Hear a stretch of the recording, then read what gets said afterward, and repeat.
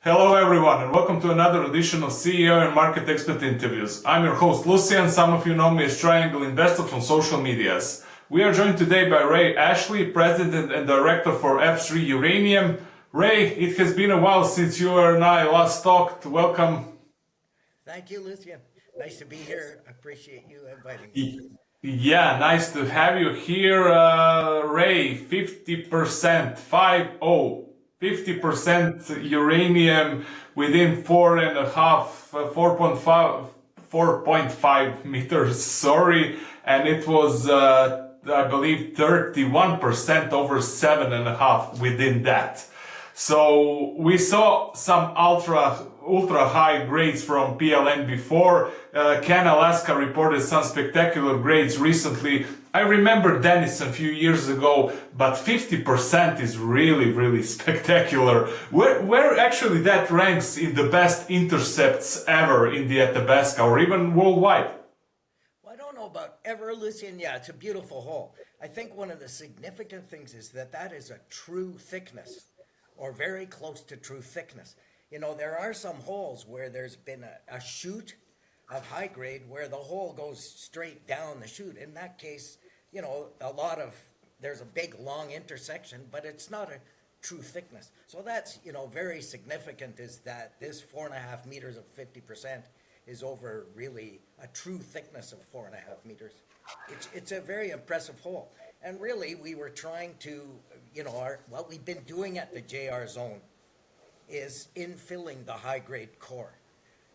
We're trying to establish the continuity of that ultra-high-grade core because a lot of the pounds of uranium in the JR zone lens will come from that high-grade core. And really, it was a bit of surprise to us to hit that strong an intersection of uranium because only 14 meters below that was only 2.5 meters of 18%.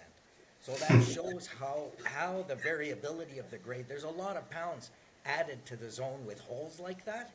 And so now we know we have to continue infilling the gaps in the JR zone lens because that stands to add significant pounds of uranium to. Yeah, it is a beauty. Definitely. Ray, what are the results telling you so far? Have you encountered anything unexpected during this drill program? When I say unexpected, I mean geologically unexpected. Well, with the JR zone lens itself, really the latest news release is what's in a way unexpected. What we're finding is that while the lens itself is horizontal, just below the top of the basement and significantly only 200 meters below the surface. That's quite important that it's shallow. And the zone itself, the lens, is horizontal, near the top of the basement rocks, very close to the unconformity. What we found with this recent drill hole is that there are high-grade chutes, if you want, that are plunging within the horizontal lens. So that it's important to follow these, trace these, and because that's where a lot of the pounds will be in the lens. So in a way, that's what's new, and tells us that even though we've drilled this zone quite tightly, that it still makes sense to be trying to trace out these high-grade chutes. We aim to have enough data, and I think we should be able to collect the remaining data next winter. We're still drilling now. We're going to stop for the Christmas break and get back to it early in January, and we'll be still infilling the JR zone lens, mostly to trace these high-grade chutes. We aim to have collect data sufficiently closely spaced data that the resource, when we complete a maiden resource estimate on the JR lens, it should be indicated resource, not with no inferred mineralization. That's our goal. And Yeah, we should yeah, have yeah. it by the end of the winter. When you say maiden resource, what timeline are we talking here? When could you have that? Well, that's the point, okay, Lucian, is when do we have sufficient data to get an independent party to complete that estimate? And that's what I'm saying. I thought we would have been closer. Holes like the one that we released on December 3rd, hole 176, tells us that they're still warranted to drill infill holes. At the end of the winter, I think we'll have the data we need, and then it's about the time frame on an independent estimate, which, you know, is at least several months. We have to find somebody that's available, someone we've worked with before. So I would say by the end of the year, by the end of 2025, failing us finding another zone, which is really what we're still focused on doing, is discovering another zone of high grade. Yeah, okay. Tell me more details about the progress of this drill program. How much was actually drilled so far? What are the weather conditions over there? Tell me more. Okay, look, ever since the discovery, really, at the end of November 2022, so all through 2023 and now in 2024, so we're still drilling now. We've been focused on, at least in the summer program that's still ongoing, is discovering a new lens of high grade. These deposits often occur that way, as several separate lenses of high grade mineralization along one structure. So significant things that have happened in our drilling this summer is that we had a 5 kilometer long A1 shear zone. The JR zone lens is at the very north end of that shear zone, okay?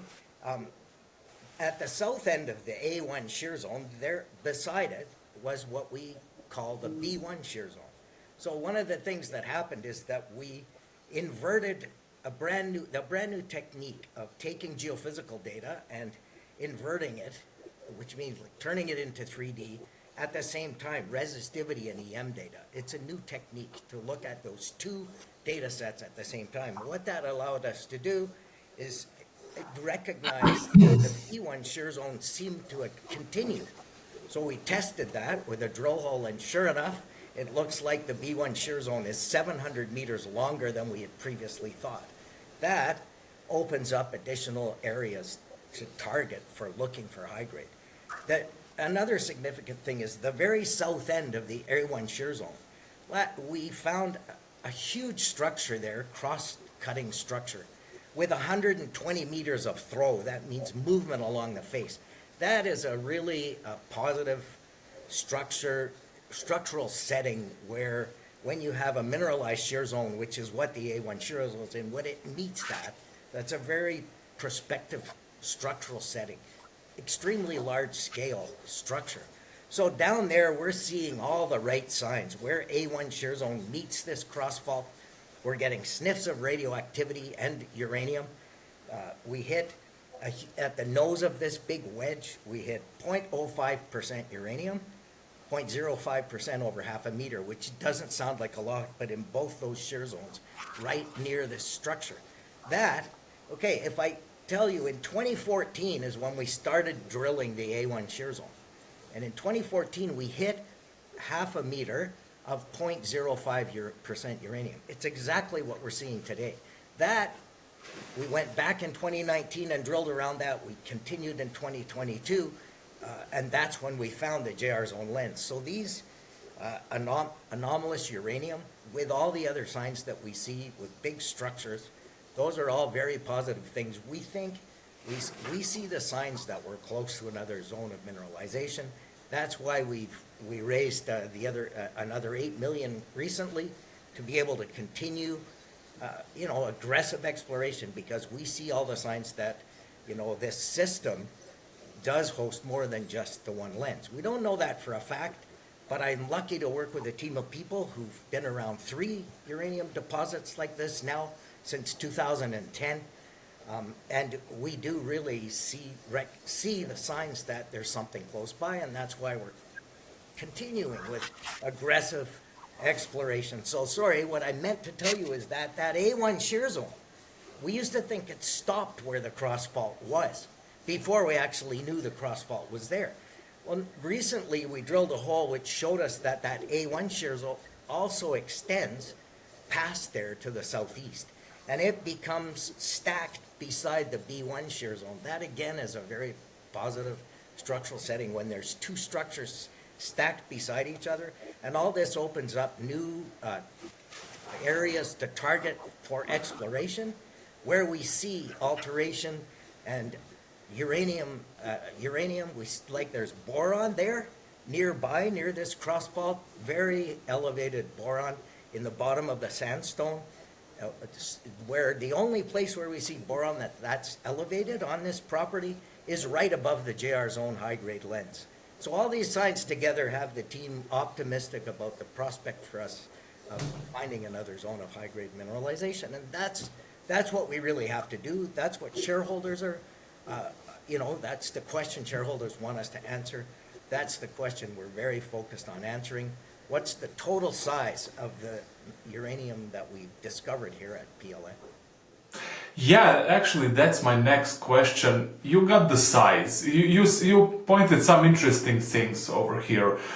Do you have approximate idea of how big could this deposit? I would not call it actually the deposit. How big is the system? Can you draw some conclusion from the work you've done so far over there, and of course, with your experience with uranium discoveries? Sure, I can. I mean, if you look at the R deposit, Fission Uranium Corporation's R deposit. Well, the team that works with me at PLN is the same team that was there for the discovery and definition of Fission Uranium's R deposit. So down there, I was the VP exploration there, and with the first deposit in the eastern Athabasca. But if you look at R, we found the first lens, which was the R00 zone, it's called. Quite a, not a very big zone, a flat lying thing, and it wasn't very big. We continued exploring, and eventually we found 5 separate zones there, okay? Over what strike length is 3.3 kilometers. So over a length of 3.3 kilometers, along a structure within the Patterson Lake South Corridor, which trends northeasterly, which is different from what we found trends northwesterly. That's almost east-west trending, east-northeast trending structure. Well, in there, over that length, 3.3 kilometers, there's 5 zones. So when I tell you that our A1 shear zone and the parallel B1 adjacent B1 shear zone, it now has a strike length of something like 7 kilometers. Well, that's what we're hoping, is that it's a similar system. And more importantly, we do see the indications of the same fluids that, we recognize, and the signs, geological signs we see around high-grade zones. We're seeing that, 3.5 kilometers south of the JR's zone lens along that same structure. So really it tells us that the fluids that have brought in these uranium, the JR zone lens have traveled in that whole system. So it stands to be, it looks right, okay, Lucy, and the setting looks right, big structures, alteration over a 7-kilometer strike length, it all looks right. Whether there's high-grade lenses there or not, we'll only know if we discover them. We certainly have momentum. We're keeping going with the momentum that we have, and we're following the signs and trying to home in on the high grade that we think is there. So it stands to be something significant. You look at, it's only 25 kilometers away that R at Next Gen's Arrow deposit are located. So it's in the right neighborhood. But we'll just have to discover what's there to really know how big it is. But it certainly stands to be, and it looks like it's a 7 kilometers at least, the system now. Yeah, I want to return a bit on the boron, on the high boron the showings you have. What is the significance of having high boron in the system? Sure, there's a clay mineral that's boron rich that is often recognized very close to the actual high grade uranium. And it's usually only very close to the mineralization that you see this boron-rich clay mineral. Above the JR zone lens, in the bottom of the sandstone there, just above the unconformity, as I said, the JR zone is not far in the basement. That's where we have elevated boron, and that's the only place really. In all the drilling we've done a lot of exploration drilling on that PLN property since 2014. Like, not just on the the southeast, there's a Broach Lake trend. Further to the north, there's a trend we've drilled. So the only real place that we see boron that's that elevated is right above the Jarrah Zone lens, and it's from a mineral, clay mineral, that's often seen just very close to high grade. And that we're seeing down in the same place at the north end of the B1 shear zone, where we're seeing these clay alteration, and now even the boron is there as well. It all points to why we keep saying that we think we're close to another zone. Yeah. Sounds very exciting. Ray, have you done any wildcat drilling on testing some brand new areas you didn't touch before? Well, that's a great question. Lucian, you see, finding the Jarrah Zone lens at the north end of a northwest trending structure, that's something brand new in this part of the basin. Yeah, so far, the uranium has been on northeast trending structures. So that already tells us that any other parallel structures, regional structures, are something now we have to look at quite closely, that they too stand to have the right kind of fluids that were traveling in them and host high-grade uranium mineralization. So we have done a wildcat hole. There's several trends now that have been defined. There's one to the west of our A1 that's called A3. We tested that with one hole, and actually that hole did not look prospective. And that's the beauty of that. So we aren't focusing ourselves. We're able to decide that quickly and say, no, this doesn't look like it doesn't look right. So A3 is not likely, it's been downgraded quickly. To the northeast of A1, we used to think there was two short little, that the conductors defined structures. So it wasn't really to the northeast, didn't look prospective in the past. We flew the entire southern part of our property with a modern airborne EM technique. It's called mobile MT. And what that identified was an 8-kilometer trend. That really, the two short conductors looked like they're connected over a big 8-kilometer long structure. Again, that's a significant strike length. It's parallel to A1, B1.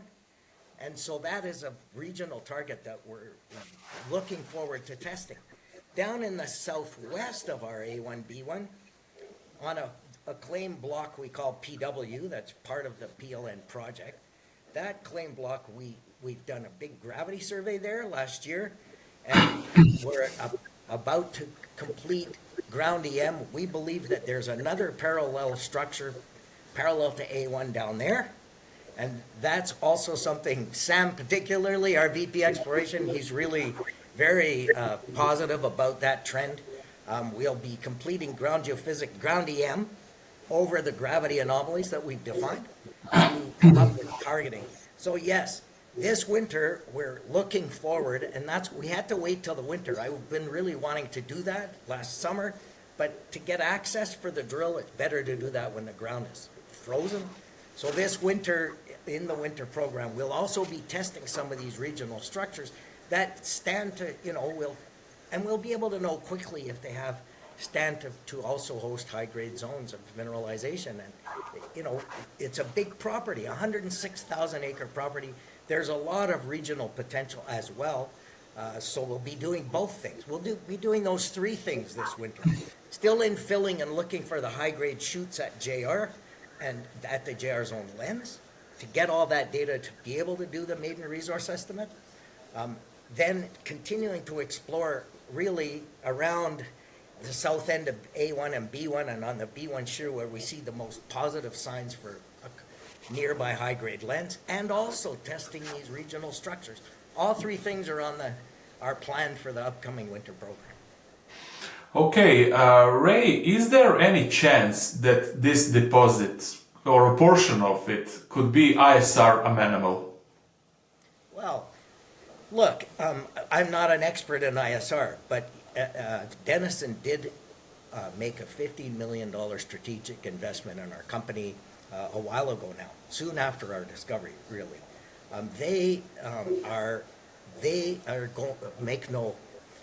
They're going around the basin. looking for small lenses that are in the bottom of the sandstone, and because they've done a test at one of their projects with ISR, and they are, they're upfront about that.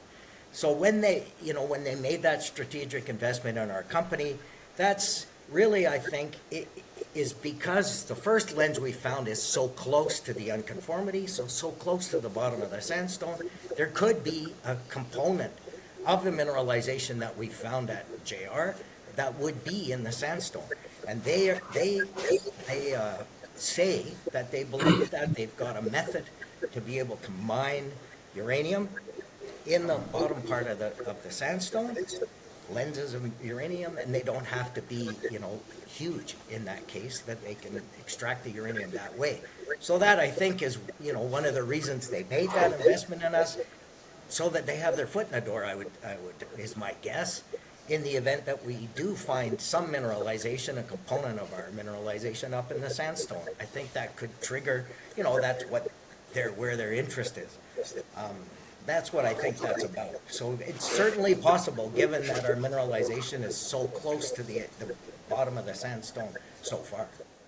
Got it. Ray, how is F4 progress going?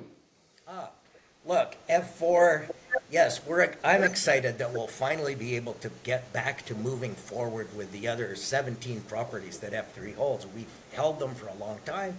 We understand the next steps and there's a lot of prospectivity there. And we don't, it was right. After we made our discovery of the JR zone lens, it was right that we had to stay focused on infilling and growing that zone and looking for other mineralization nearby. That's the right thing to have been focused on. But what that meant is we haven't been able to advance any of the other projects and getting any value for any of the other projects. So spinning out F4 just lets us independently finance that exploration work, and with this team who already knows so much about all those properties, and it's clearly a great team of explorers can go forward and and continue exploring on all those properties. That was the reason for doing for the spin out. It's been delayed, and it's tough for everybody that F4 is still not trading. It's about the delays it takes these days to get things off the ground. We are doing everything we can to move it forward as fast as possible so that we can get F4 trading, and we can go ahead and independently finance, do a flow through financing to be able to move forward with exploring on all the properties. There's a lot of prospectivity there, and a team who knows what to do next with a lot of history exploring on those properties. So we're hoping that this can all move forward as fast as possible, and that we can get back to exploring on the F4 uranium exploration properties as soon as possible. Yeah, with 17 projects in F4 pipeline, do you have what is called a flagship project? Do you have a project that will have the most focus, your attention, and of course the budget on the project? Do you have any project that is dear to your heart, so to say? Well, I could talk to you at length about all of them, but the flagship is, there's two of them. Murphy Lake is a project where we drilled on 5 of those projects in 2022. And it was the last drill program of 2022 that discovered JR zone at PLN. Okay, so in 2022, one of the places we drilled at 2 projects, 2 of them that we drilled at were Murphy Lake, and the other one was Lazy Edward Bay. So at Murphy Lake, what we've done is option that property to Canadian Gold Camps. And they are in the process now of raising the funds they will earn into that project. F4 will be the operator. So our team, my technical team, Sam's technical team, that's the team. The F4 technical team will be the ones carrying out the work. We had really good signs along the structures that were drilled in 2022. There was a lot of positive signs for potential mineralization there. It's a property that's located 5 kilometers south of ISO's Hurricane deposit. So it's, it's in the right neck of the woods, and really were a lot of positive signs. Canadian Gold Camps is raising the funds for exploration to commence or to continue there, following up on what was done in 2022. The other project that also was an earn-in, but now has been returned to F4 and is 100% owned, is Lazy Edward Bay. And it's the same thing. The drilling in 2022, we drilled on where there had been historic drilling. We went back and saw, when we reviewed all the historic data that was filed, we saw potential for mineralization. There were widely spaced holes. We went there in 2022 and did, again, find positive signs. So that, I would say, are, those are the two main projects that jump out where, we definitely will be drilling and carrying out work on those two projects, in 2025. Okay, final question, Ray. Why do you think the market is not rewarding the exploration companies, especially when they have success such as yours? Look, I don't know the answer to that, and it seems disconnected to me. I think that has to find its balance. Uranium is still, the story on uranium is very positive. And I think the exploration companies need to catch up. And I think they will. In the meantime, we're lucky we're able to find ourselves. Uranium sector is at least one of the sectors where we're still able to obtain financing. We've been able to do that. Part of it, I guess, is that we're, lucky to have been successful. But we're just going to keep going. And I do think that will all balance itself out. And I wish you luck with that, Ray. That was Ray Ashley, President and Director for F3 Uranium. Ray, thank you for this chat. Looking forward to see new updates from you. Fantastic. Thank you, Lucia.